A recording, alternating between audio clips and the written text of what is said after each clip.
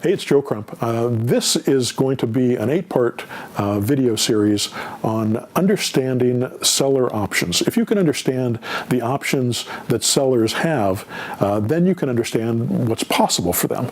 You know, when you go out, if you go to the doctor and the doctor says to you, you know, hey, you know, Joe, you've got cancer, and I say, no, I don't want cancer. He says, well, you got cancer, so you got some options.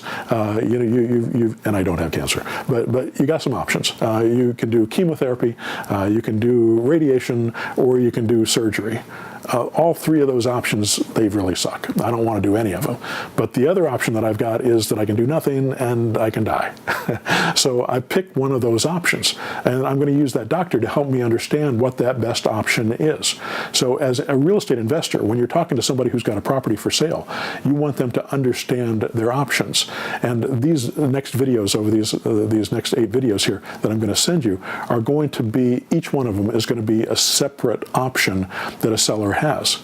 Once you understand all these options, and I want you to learn these options, and I want you to use the verbiage that I'm going to give you to explain how these options work, so that the seller will understand them, and then they'll be able to get realistic about what's possible for them, instead of trying to do it the way they're doing it right now, because what they're doing right now probably isn't going to work. So this is just the introduction video.